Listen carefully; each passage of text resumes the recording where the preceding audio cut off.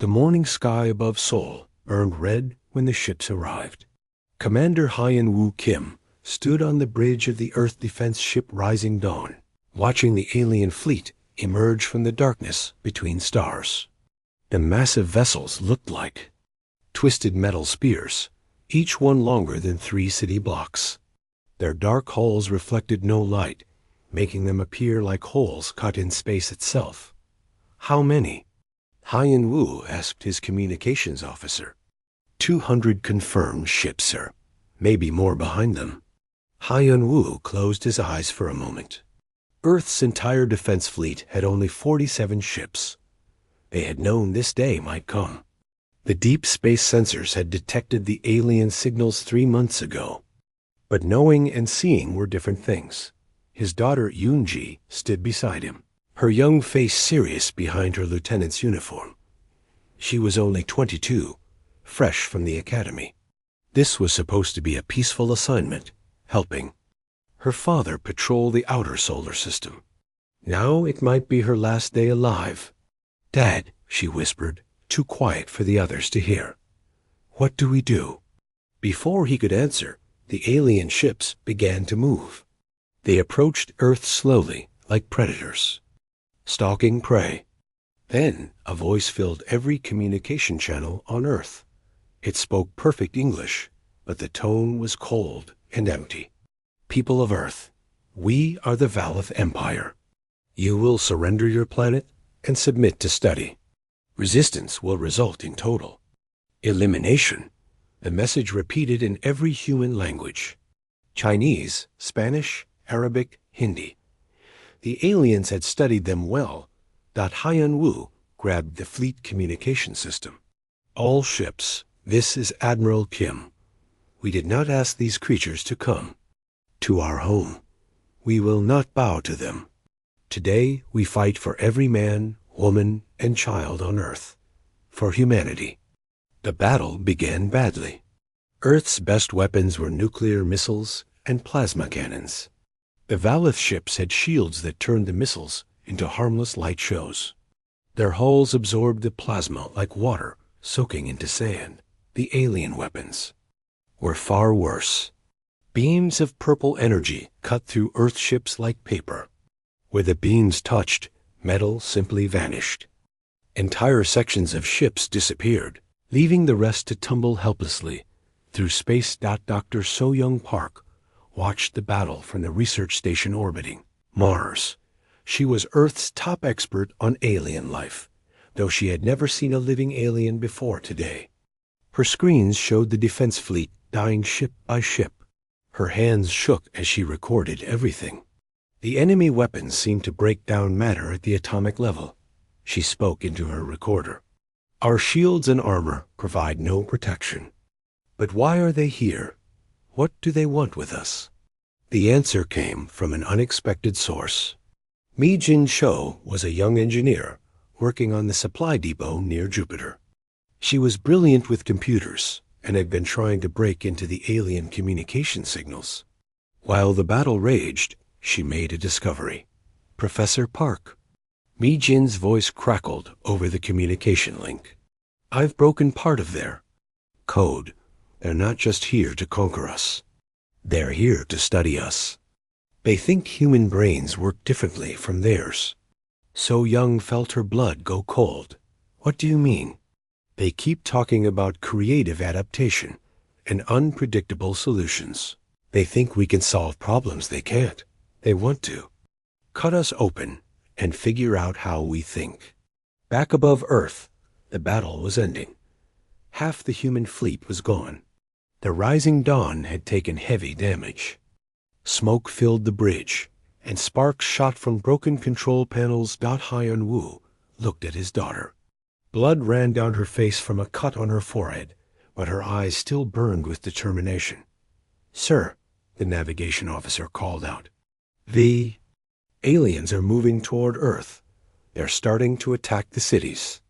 On the main screen, they could see the terrible sight.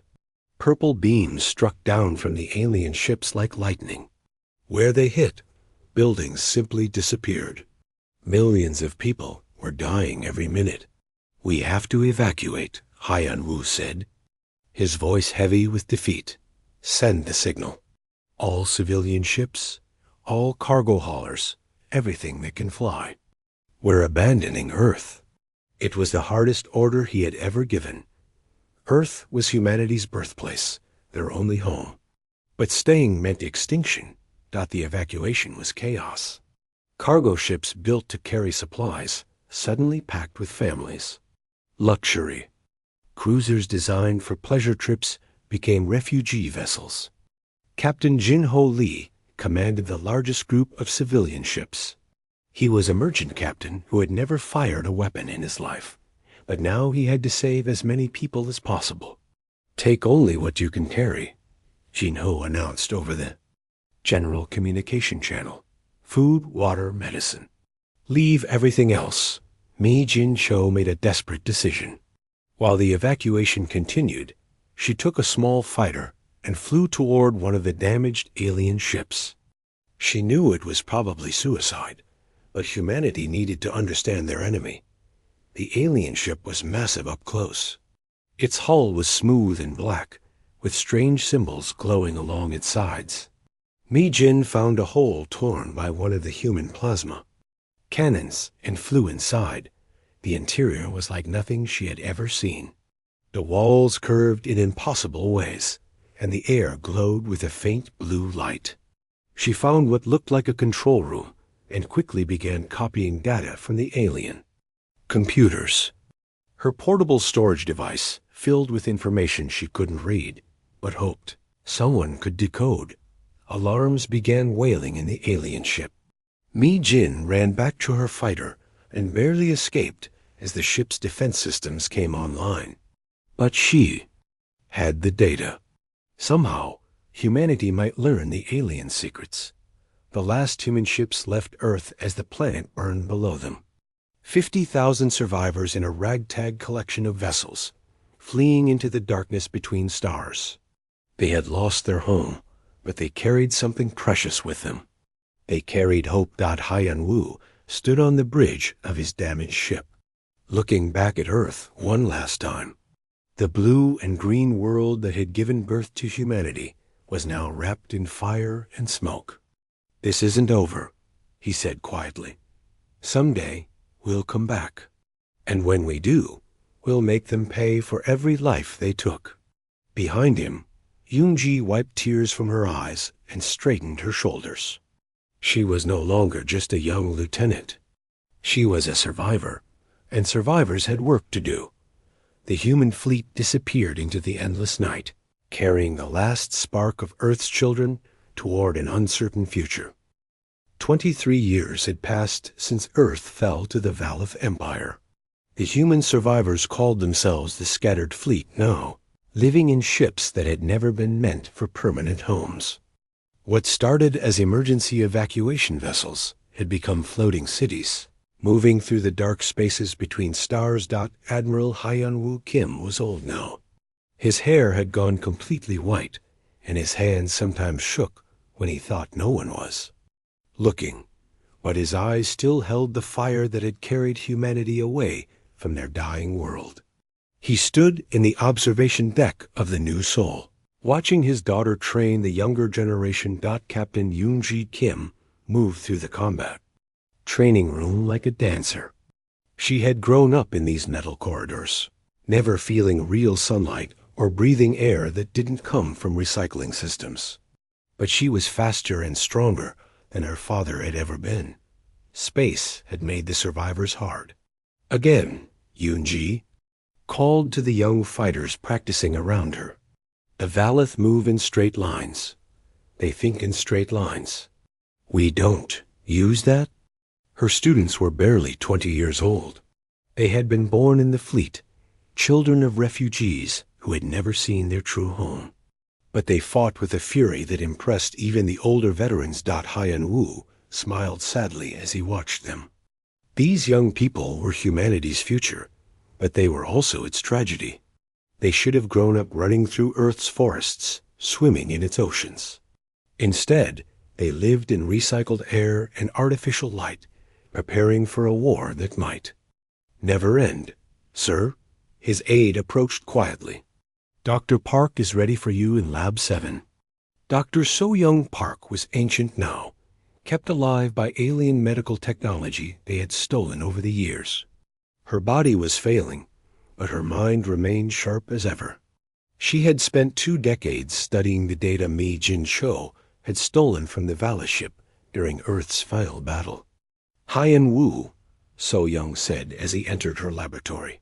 I've made another breakthrough. The lab was filled with pieces of Valith technology, carefully taken apart and studied. Strange crystals glowed on work tables. Alien computers displayed. Symbols that hurt to look at for too long. The Valith aren't just conquerors, So-Young continued. They're collectors. Every species they defeat, they study. They take apart their brains, their culture, everything that makes them unique. They store it all in vast libraries. Why? Haiyan Wu asked. Because they can't create new things themselves. They can only copy and improve what already exists. They need us, need our creativity, to solve problems their logical minds cannot handle. Mi Jin Cho entered the lab, now the fleet's chief engineer. She was no longer the young woman who had risked everything to steal alien secrets. Years of work had made her hands rough and her eyes tired, but her mind was sharper than ever. The ghost drives are ready for testing, Mi Jin announced. If my calculations are correct, we can phase our ships partially out of normal space. The Valith sensors won't be able to detect us. She had spent years reverse engineering Valith technology, combining it with human ingenuity in ways the aliens never intended. The results were often strange, sometimes dangerous, but always surprising. Are you sure it's safe? Haiyan Wu asked. Mi Jin shrugged. Nothing we do is safe. But it's better than running forever. Their conversation was interrupted by an alert. From the bridge. Captain Jin-Ho Lee's voice came over the communication system. All senior staff to the bridge. We've found something. The bridge of the New Seoul was cramped and filled with jury-rigged equipment. Captain Jin-Ho Lee stood at the center, older and grayer than when he had led the evacuation from Earth. He pointed at the main screen, which showed a small, rocky planet.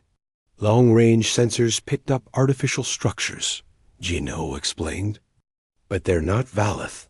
The technology is different. Could be another species they conquered, Yunji suggested. Or survivors, Haiyan Wu added quietly. The decision to investigate was dangerous. Any planet might be a Valith trap. But the fleet needed resources, and more importantly, they needed hope. The idea that other species might have survived the Valith Empire gave them something they hadn't felt in years. The landing party was small. Yunji led a team of 20 fighters down to the planet's surface in one of their modified shuttles. The ghost drive worked perfectly, making them invisible to any watching sensors. The planet was cold and dry, with a thin atmosphere that required breathing masks for humans. But it was alive. Strange plants grew in the shadows of ancient ruins, and small creatures moved through the rocks. The structures are definitely artificial, reported Lieutenant Du Haiyan Park, So-Young's son. He had his mother's brilliant mind, and his father's steady hands. But they're old, maybe 100 years. They found the survivors in caves beneath the ruins. The Keth were tall and thin, with gray skin and large dark eyes. They looked like they had once been proud warriors, but defeat had broken them. They lived in small groups, hiding from the sky, afraid of the ships that might come. Elder warrior Tae-Min Soon was their leader, an old fighter whose body was covered in scars. He watched the humans with suspicion and fear. You are not Valith, Tae-Min said in broken English, learned from intercepted human broadcasts. But you work for them? No, Yunji replied firmly. They destroyed our world too. We fight them. Tae-Min's eyes widened. You fight the Empire? How? They are too strong. The same way you survived, Yunji answered. By being smarter than they are. Over the following days, trust slowly grew between the humans and the Keth. The two species shared their stories of loss and survival.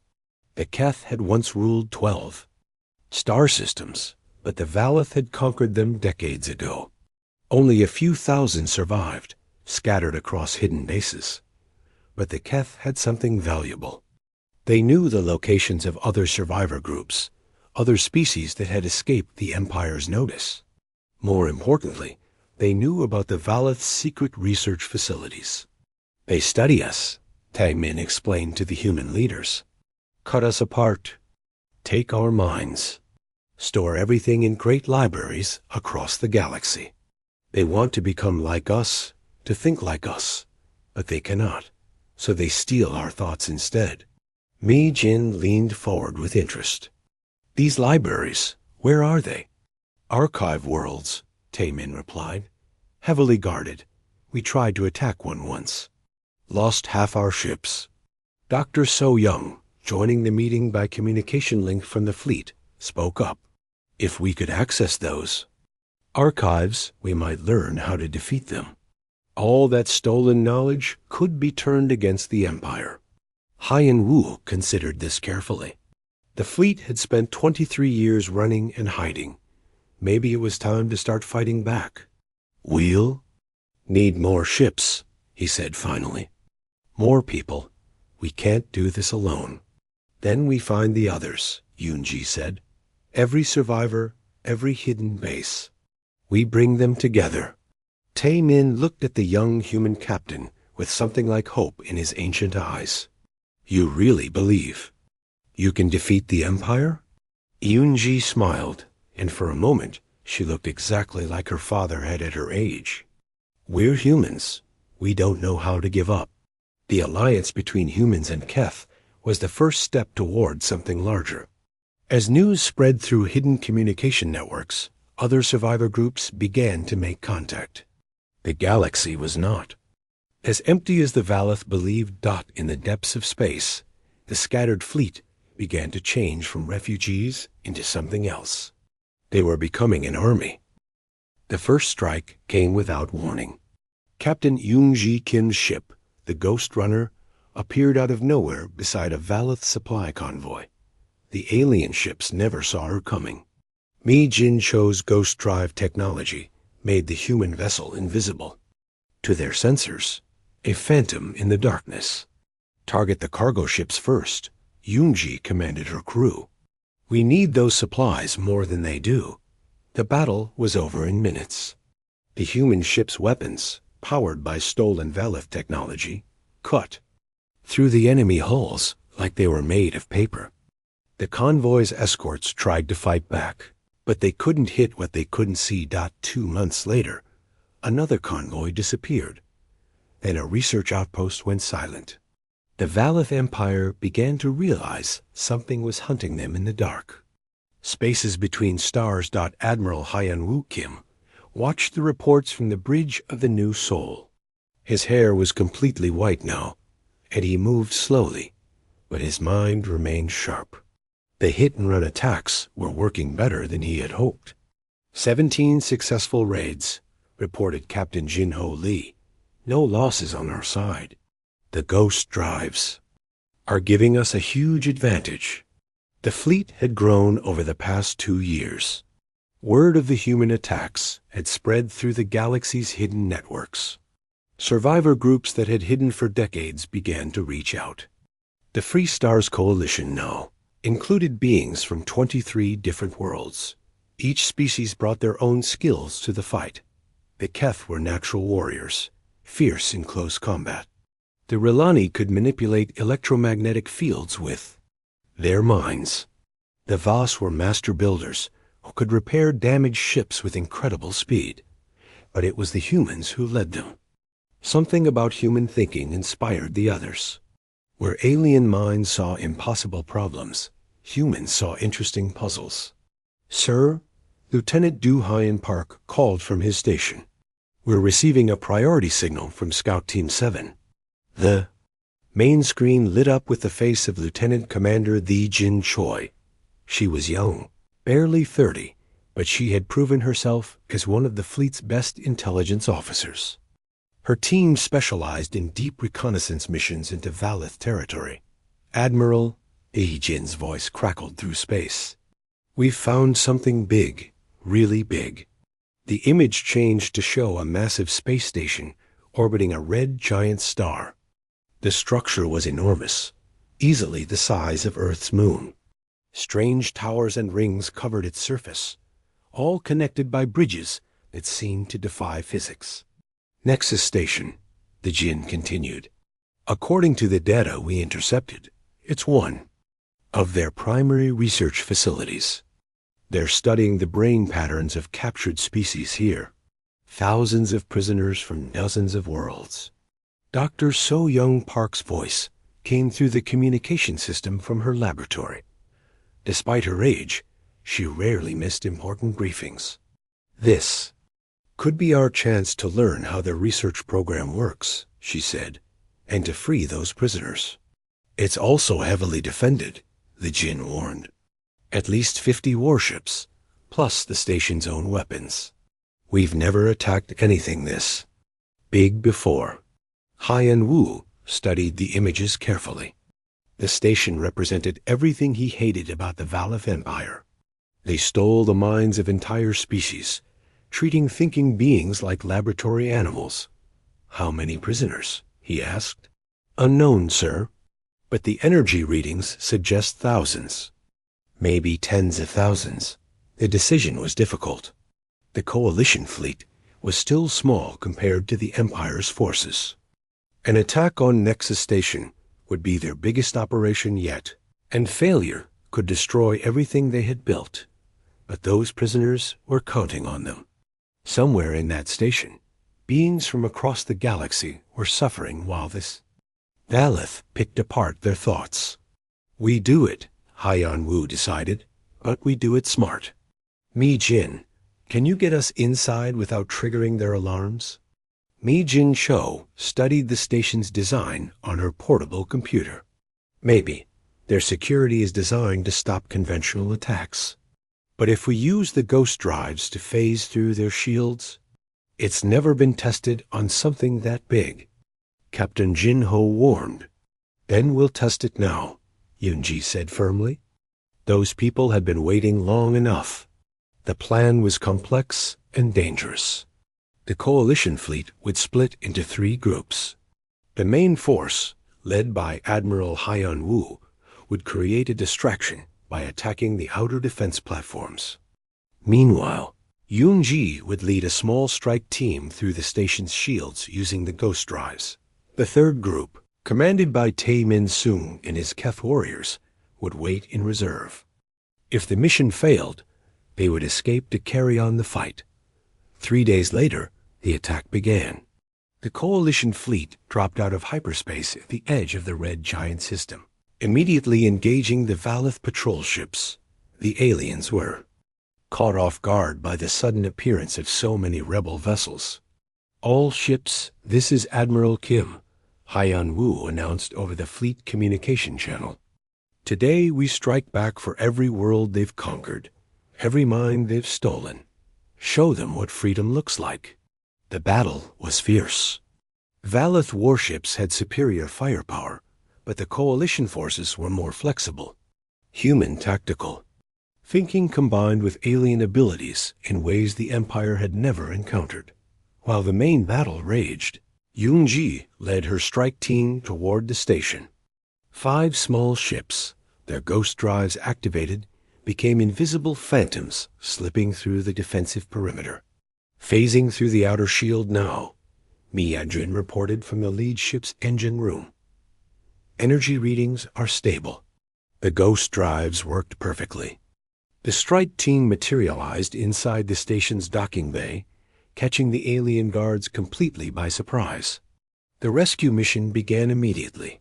Captain Do Haiyan Park led one team toward the prison levels, while Yunji headed for the research laboratories. What they found there horrified even veterans of the long war against the Empire. Thousands of beings from dozens of species were held in crystalline chambers. their minds connected to alien computers. The Valeth were slowly stealing their thoughts, copying their memories and creativity into vast digital libraries. By all the stars, Duhayan whispered as he saw row after row of prisoners. There are so many of them. The rescue was chaotic. As alarms screamed throughout the station, the strike teams fought their way through corridors filled with panicking guards and confused prisoners. Many of the rescued beings were weak from years of captivity, but they fought with desperate fury when they realized freedom was possible. In the research levels, Yoon-ji made a discovery that changed everything. The Valeth computers contained detailed records of every species they had conquered, every world they had destroyed. But more importantly, they contained the locations of other research facilities. There are 12 more stations like this one, she reported to her father, and something called the Archive Worlds. That's where they store everything they steal. The battle outside the station was turning in the Coalition's favor. The Valeth commanders, confused by the rebels' unconventional tactics, were making mistakes. Several of their warships had already been destroyed, but more enemy ships were arriving. Every hour. Soon the Coalition would be outnumbered again. Time to go, Hyun-woo announced. All ships, prepare for retreat. The evacuation from Nexus Station was a miracle of timing and courage. The strike teams fought their way back to their ships while carrying thousands of weakened prisoners. The station's defense systems tried to stop them, but Mi-jin's ghost drives allowed the rescue ships to phase right through the alien barriers. As the Coalition fleet prepared to jump to hyperspace, Yoon-ji made one final decision. She armed the bombs her team had planted throughout the research levels. For everyone who suffered here, she said quietly, then pressed the detonation switch. Nexus Station exploded in a ball of fire that could be seen from 3 star systems. Away, with it died years of stolen research and the hopes of dozens of alien species. But more importantly, 12,000 prisoners were free. As the Coalition fleet jumped to safety, the rescued beings looked around at their saviors with wonder and gratitude. "Who are you?" asked a Rolani elder, speaking for all the former prisoners. "We're the Free Stars Coalition," Onji replied, "and we're here to take back what they stole from all of us." In the weeks that followed, the liberated prisoners shared their knowledge of the Empire's other facilities. The Coalition was growing, stronger with each victory, and the Valeth were beginning to realize they faced a new kind of enemy. The war for the galaxy's stolen legacy had truly begun. The Archive Worlds hung in space like 3 massive jewels, each one the size of a small moon. Admiral Hyun-woo Kim stared at them through the bridge windows of the New Sol, knowing this would be his final battle. His body was failing after decades of war, but his mind remained clear. Today, the Free Stars Coalition would strike at the heart of the Valeth Empire. Intelligence reports confirm it. Lieutenant Commander the Jin Choi announced to the assembled fleet commanders. These 3 worlds contain the stolen memories of every species the Empire has conquered. Billions of minds stored in crystal matrices. Admiral Yoon-ji Kim, now commander of the Coalition's largest battle group, studied the tactical displays. Her father had passed command to her 6 months ago, though he remained as an advisor. She had grown into a formidable leader, respected by every species in the Coalition. "The defenses are incredible," she noted.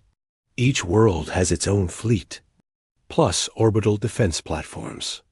We're looking at over 300 Valeth warships." Captain Do-Hyeon Park, leading the intelligence division, added more disturbing news.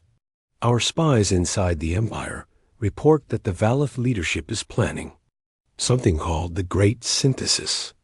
They want to absorb all the stored minds at once, becoming some kind of collective consciousness." Dr. So-young Park's voice crackled over the communication system from her medical bay. The ancient scientist was kept alive now only by alien technology, her body too frail to leave her treatment chamber. If they succeed, she warned, they'll become something beyond our ability to fight. They'll have the combined knowledge and creativity of hundreds of species. We have to stop them now. The battle plan was ambitious beyond anything the Coalition had attempted. They would attack all 3 archive worlds simultaneously, splitting the Empire's defenses. It would require every ship they had, with no reserves held back. Admiral Haiyan Wu looked around the command center at the faces of beings from across the galaxy. Humans, Keth, Rilani, Voss, and dozens of other species, all united in their determination to reclaim what the Empire had stolen. 30 years ago, he said quietly, they took our world and thought they had destroyed us. Today, we show them what survivors can do when they fight together. The 3 fleets launched their attacks within minutes of each other. Yunji led the assault on Archive World Prime, the largest of the 3. Her force included the Coalition's best ships and most experienced fighters. The battle began with a devastating surprise. Mi Jin Cho had developed a new weapon based on Valith technology, but reversed.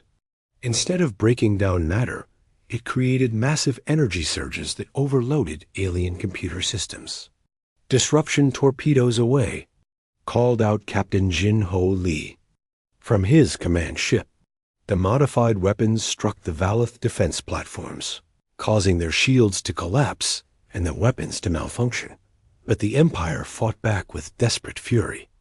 Their ships launched wave after wave of attacks, filling space with purple energy beams and gravitational distortions. The Coalition forces took heavy losses as they pushed toward the Archive worlds. On the bridge of the New Sol, Admiral Haiyan Wu watched the battle unfold on multiple screens. The assault on Archive World 2 was going well, with Captain Taemin Sung's mixed force of Keth and human ships breaking through the outer defenses. But Archive World 3 was another story. The Coalition attack there had stalled, caught in a deadly crossfire between defense platforms and patrol fleets. "Sir," his communications officer called out, "Admiral Yunji is requesting immediate support at Archive World Prime. They've broken through the orbital defenses, but are taking heavy fire from the surface installations." Haiyan Wu made a decision that would cost him everything. "Change course. Take us to Archive World Prime. All remaining ships follow us in." "Sir, that will leave Archive World 3 without support," Captain Jing Ho warned. "I know," Haiyan Wu replied. "But Yunji needs help now. Sometimes you have to sacrifice pieces to win the game." The New Sol and its escort ships jumped across the system, arriving just as Yunji's forces were being overwhelmed by the Archive world's defenses. The planet's surface was covered with massive crystal towers that projected energy shields into space. "Dad, pull back." Yunji's voice crackled over the communication system. "The defense grid is too strong." Instead of retreating, Haiyan Wu ordered his ship to accelerate toward the planet. "All crew to escape pods," he announced shipwide. "This is Admiral Kim's final order." "Admiral, what are you doing?" Captain Jinho demanded. "What needs to be done?" Haiyan Wu replied calmly. "Tell my daughter I'm proud of her. Tell all of them that freedom was worth the price." The New Sol plunged through the planet's atmosphere like a falling star. The ancient flagship, scarred by 3 decades of war, smashed into the main defense control center in a ball of fire that could be seen from orbit. The planet's shields collapsed instantly. Yunji's forces poured through the gap, their landing. Ships carrying troops to the surface, while fighters cleared the skies of remaining defenders. "Dad!" Yunji's scream of anguish cut through every communication channel, but there was no time for grief. The mission had to continue. On the surface of Archive World Prime, the Coalition forces discovered horrors beyond imagination. Vast underground chambers stretched for kilometers, filled with crystalline storage units. Each unit contained the trapped consciousness of a thinking being, their minds slowly being drained of everything that made them unique. Dr. So Young Park, monitoring the operation from the fleet, guided the ground teams through the complex. The control system should be in the central chamber, she instructed. If Mi Jin's calculations are correct, we can reverse the process and free the stored minds. Mi Jin Shou herself led the technical team into the heart of the facility. What she found there nearly broke her spirit. Millions upon millions of crystal matrices, each one holding a stolen life. The combined thoughts of entire civilizations trapped in digital prison. There are so many, she whispered. Humans from Earth, Keth from the homeworld, species I don't even recognize. They're all here. Among the stored minds, she found something that made her heart stop. The consciousness patterns were familiar, even after all these years. They were human, but from Earth itself. Yungji, Mi Jin called over the communication link. You need to get down here, now. When Admiral Yoonji Kim reached the central chamber, Mi Jin showed her the display screens. Thousands of human consciousness patterns, all dated from the day Earth fell. It's everyone who died in the invasion, Mi Jin explained. The Valeth didn't just kill them. They captured their minds at the moment of death. Every person who fell defending Earth is trapped in these crystals. Yoonji stared at the display, her hands shaking.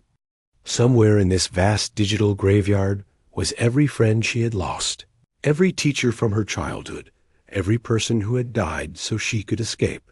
Can we free them? She asked. I think so, Mi Jin replied. But the process will use massive amounts of energy. We'll have to shut down the storage systems for the other species temporarily. The decision was agonizing. Free the human minds first, or try to save everyone at once and risk losing them all? But as Yoonji struggled with the choice, another voice spoke through the chamber's communication system. It was her father's voice, but somehow different, calmer, more distant. Yoonji, Admiral Hyun-woo Kim's consciousness said, I'm here. We're all here. The Valeth thought they had destroyed us, but they only imprisoned us. We've been waiting for you to come.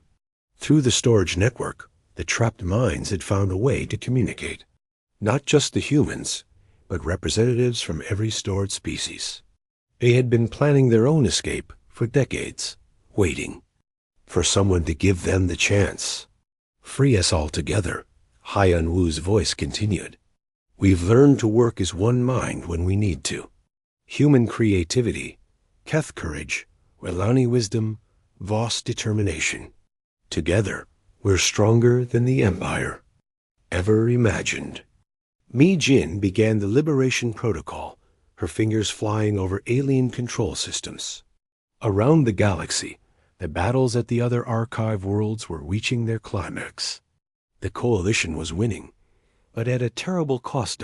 As the first storage matrices began to open, billions of stored minds awakened at once.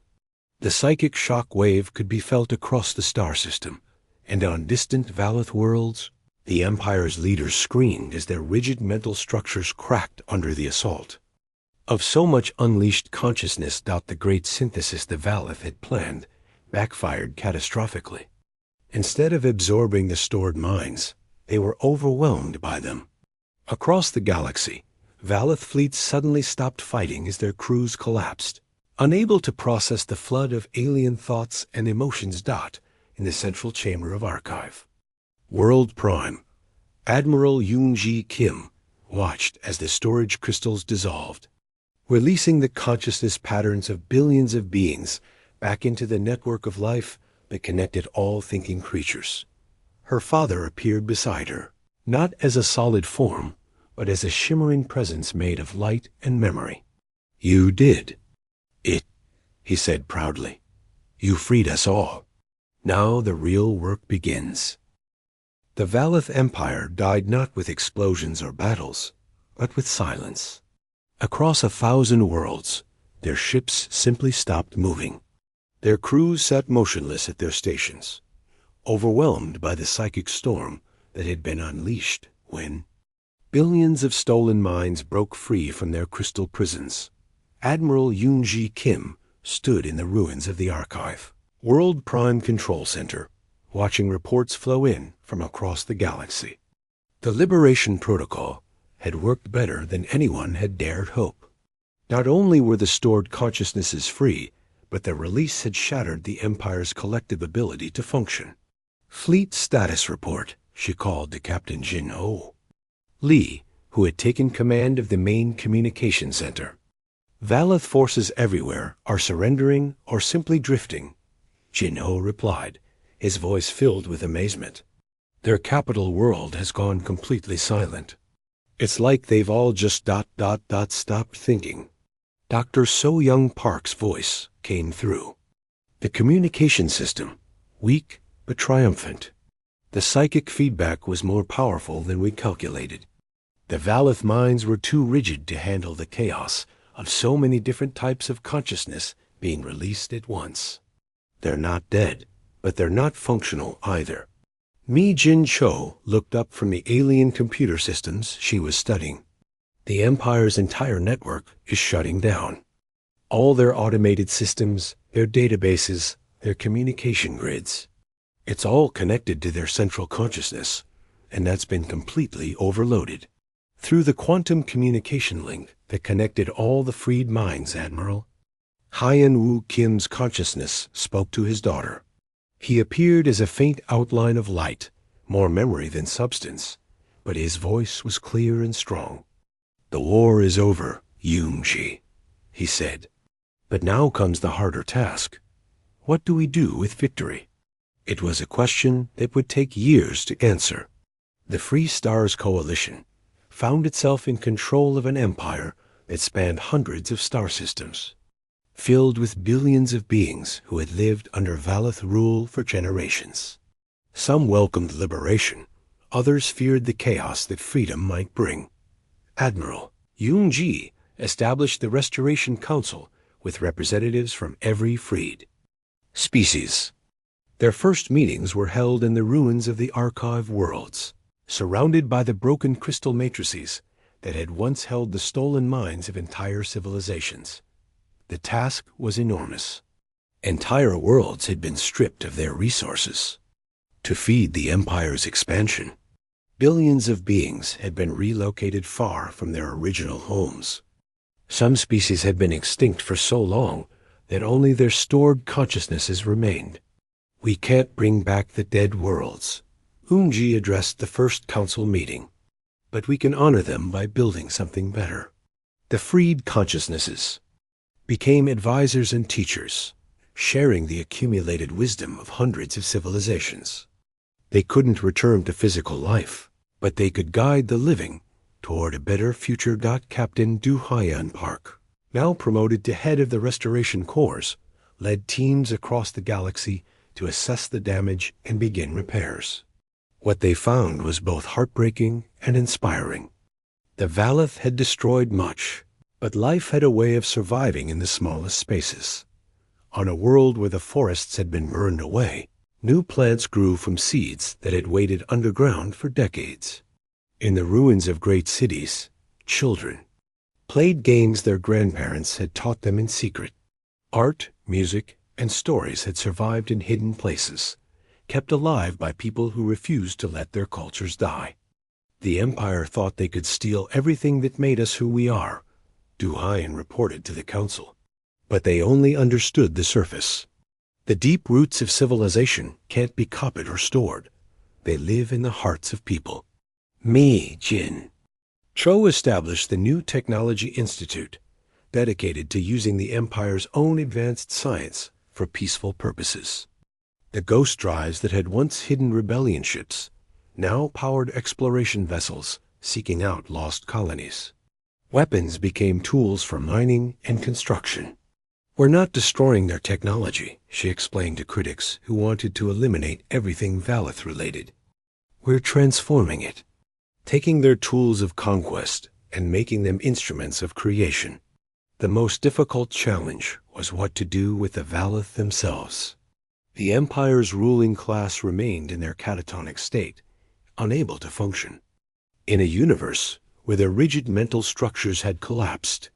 But scattered across the galaxy were millions of ordinary Valeth citizens who had simply been following orders. Captain Taemin Sung, representing the Keth delegation, argued for harsh punishment. They destroyed our worlds, enslaved our people. Why should we show them mercy they never gave us? But the human representatives, led by Yunji, took a different approach. Because mercy is what separates us from them, she replied. We fight, not to become conquerors ourselves, but to ensure no one has to live under conquest again. The solution came from an unexpected source. The freed consciousnesses of the archive worlds offered to serve as teachers and counselors for the surviving Valeth. Slowly, carefully, they began to help the former oppressors learn new ways of thinking. It was not easy work. Many Valeth minds were too damaged by the psychic shock to ever fully recover. But some, especially the younger ones, began to adapt. They learned to think in curves instead of straight lines, to value questions more than answers, to find beauty in chaos. 5 years after the liberation, Yunji stood on the observation deck of the New Dawn, the flagship of the Restoration Fleet. Through the windows, she could see the first planet to be fully restored to its original inhabitants. The world had been a Relani colony before the Valeth conquest. Now, electromagnetic storms danced across its surface as the returning population used their natural abilities to rebuild their cities. It was beautiful and strange, nothing like human architecture, but that was exactly the point. Status report from the outer sectors, Captain Jin-Ho Lee announced. He was older now, his hair completely gray, but his eyes still held the determination that had carried humanity through its darkest years. The Voss have completed their new shipyards in the Beta sector, he reported. The latest vessels are completely organic, grown rather than built. They're offering to share the technology with any species that wants it. And the exploration? Fleets? Yunji asked. Lieutenant Commander Lee Jin Choi's group has made contact with 3 more survivor colonies in the Outer Rim. All of them thought they were the last of their kind. The reunions have been ... emotional. Through the quantum link, Admiral Haiyan Wu's consciousness shared his daughter's satisfaction. You've done well, he said. Better than I ever hoped when we fled Earth all those years ago. We've done well, Yunji corrected him. All of us together. The restoration was far from complete. There were still empty worlds to be recolonized, still damaged cultures to be healed, still Valeth survivors struggling to find their place in a universe they no longer controlled. But the foundation had been laid for something unprecedented in galactic history, a true alliance of equals, bound not by conquest, but by choice.